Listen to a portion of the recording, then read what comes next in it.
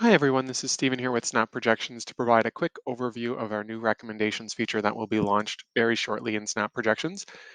I have a sample client here for John Snapper, and in the top right corner, you'll see that there's a new recommendations button. If I click that button, it'll bring up a new modal.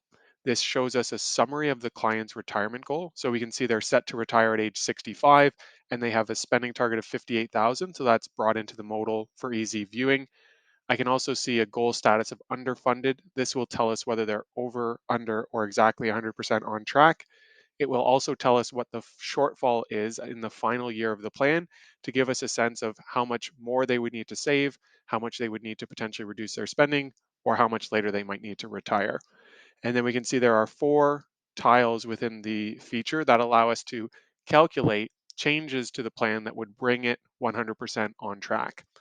So sustainable spending works very similar to its current functionality. If I click calculate here, it's going to determine how much they would need to reduce their spending by in order to avoid the shortfall at the end of the plan. So we can now see that number without having to necessarily apply it to the projection. And then we can apply and run if we want to replace our 58,000 spending with 53,244.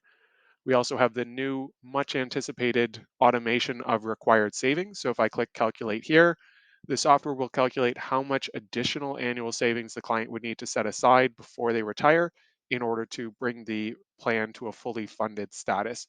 So we have both the pre-tax the pre-tax and the post-tax. So this factors in the actual impact to the client's cash flow once they receive any tax refund from RSP contributions.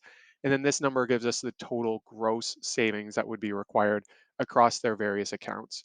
I'm going to apply and run, and we'll be able to see how that gets applied to the projection.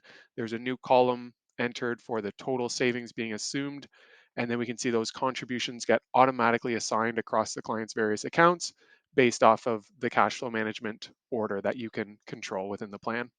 So that's the quick overview. We will have articles and a full webinar upcoming, so please watch your inbox and watch for any notifications within the app itself so that we can keep you well informed about the new functionality. If you have any questions as you get a chance to explore it, please reach out to us, send us an email, or give us a call. Thanks so much.